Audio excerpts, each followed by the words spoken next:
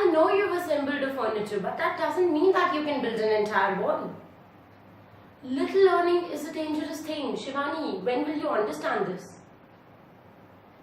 Oh, hi people, welcome to my channel. I was just talking to my friend and she just watched a YouTube video on how to assemble a furniture, and now she thinks she can be an architect. She can be a pro in all these stuff.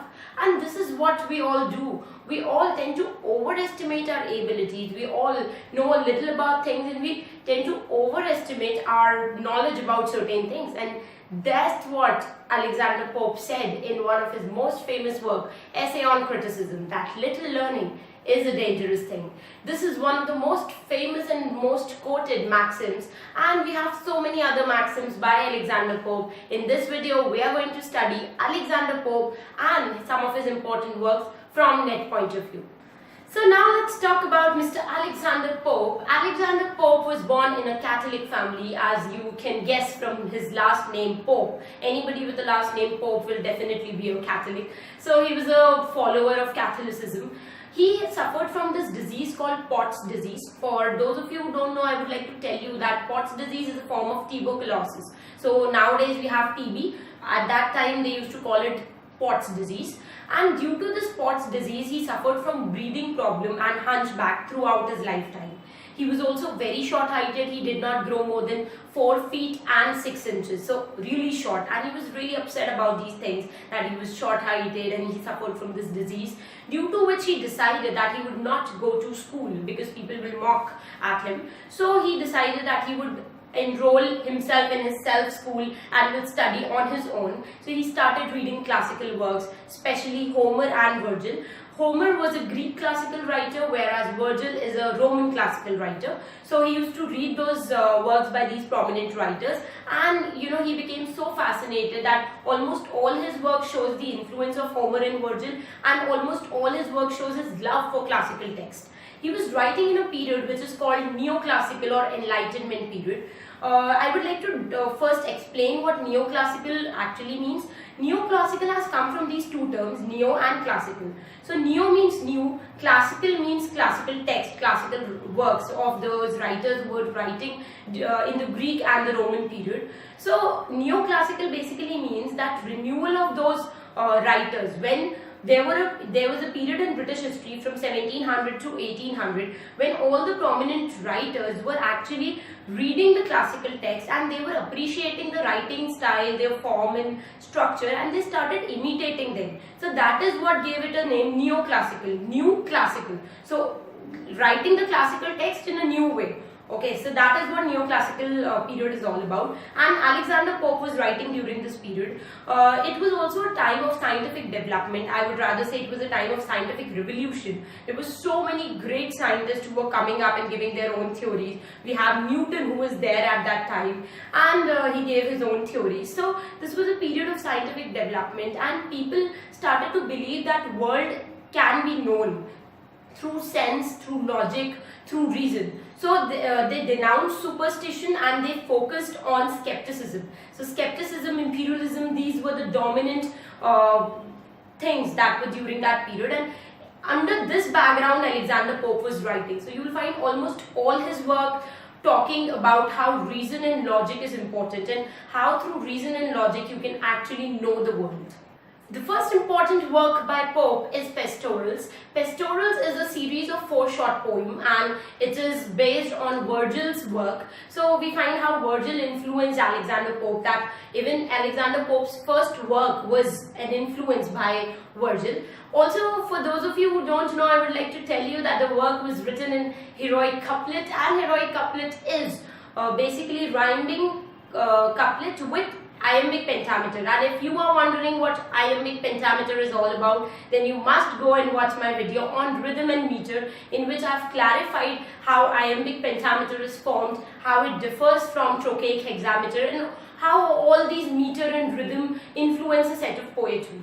So that was about pastorals. The second important work by Alexander Pope is his translation of Homer, and this was a question in July 2016 in the UGC NET paper, wherein he asked that who among the following writer translated Homer, and there were so many options, out of which Alexander Pope was the right answer. So you must remember that Alexander Pope translated Homer's famous work Iliad and Odyssey.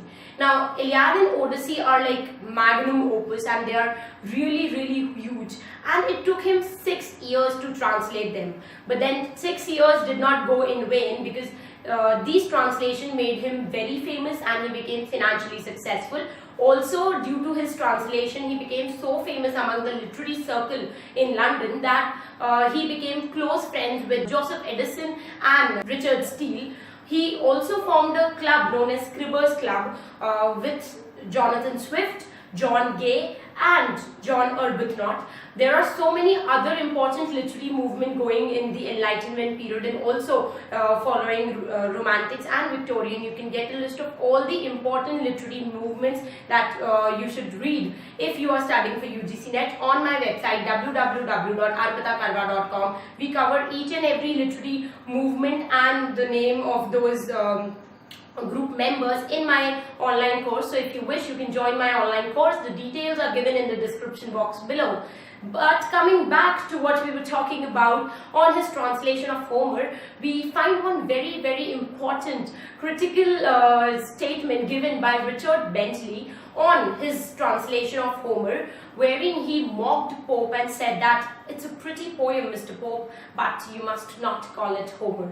And Pope was so offended by this statement, and in the New Catholic Encyclopedia, it has been written that no other poet in the literary history made the number of enemies that Pope made. So Pope actually made so many enemies because he used to criticize all those people in his work. People get so offended that they were envious of Pope, they were jealous of Pope, and they used to give critical statements about Pope's work. The next important work by Alexander Pope is his edition of Shakespeare. Yes guys, he actually edited Shakespeare as well. So he has done so much work on Homer, on Virgil, and now it's time for the great William Shakespeare. So he has edited his work, he has regularized Shakespeare's meter and also rewrote his verse. And while he was writing and editing Shakespeare's work, he found that there were about 1560 lines which were so bad, which were excessively bad, and he thought that Shakespeare could have never written it. So he excluded those lines from his edition of Shakespeare, and this angered a critic called Lewis Theobald. Lewis Theobald wrote a pamphlet called Shakespeare Restored, in which he actually criticized Alexander Pope's edition of Shakespeare and said that Pope has pointed out so many flaws in Shakespeare which are not so true.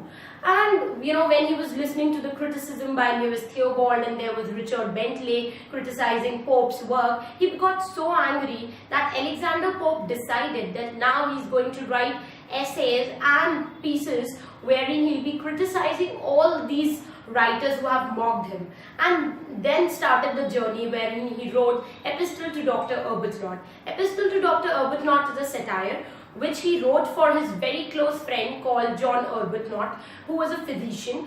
John Arbuthnot is the same person with whom he started Scribner's Club. So I've just mentioned about Scribner's Club, which had members like Jonathan Swift, John Gray, and then we had John Arbuthnot. So these people were a member of Scribner's Club, and John Arbuthnot was suffering from a disease and he was on his deathbed. And at that time, Alexander Pope wrote Epistle to Dr. Arbuthnot for his friend John Arbuthnot. And in this work, entire work, it has been said that this work is directly autobiographical, and it opens with a very famous line called "Shut, shut the door, John, dear John, fatigued, I said." And this was a question which was asked so many times in the NET exam, so you must remember the opening lines of Epistle to Dr. Arbuthnot.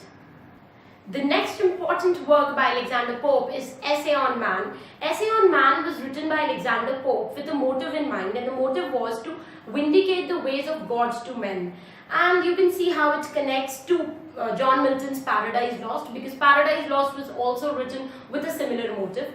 This work also talks about the great chain of being, which is a very important concept given by Alexander Pope, and he says that how everything is connected to this great chain of being. I talk about Essay on Man, Essay on Criticism, Rape of Locke in detail in my online course, because these are certain works which are very important from NET point of view. There have been questions repeatedly asked from these works, so we cover the summary and all the important points of these works in detail in my online audio course. You can get the details on my website www.arpitakarwa.com. Also, you will find a list of all the important writers that you should not skip if you are preparing for UGC NET English Literature. We have a list of 700 writers divided into 10 modules, which are very important from NET point of view. We cover all those writers in detail in my audio online course, so you can get the details on my website. You can have a list of all the writers, and you can also find all the previous year papers with solved answers in my website, so you can just start preparing for UGC NET in a revolutionary way. Before we end, I would like to tell you about one very important work by Alexander Pope, which is Dunciad. Dunciad is a satire, and it is divided into 4 books.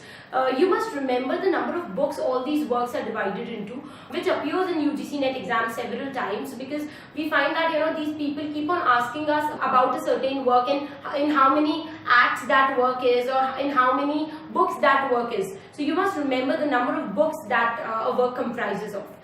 So when we're talking about Dunciad, you must remember that this work, Dunciad, was written by Alexander Pope in order to criticize hack writers. Hack writers, for those of you who don't know, I would like to tell you that these are the people who write for money.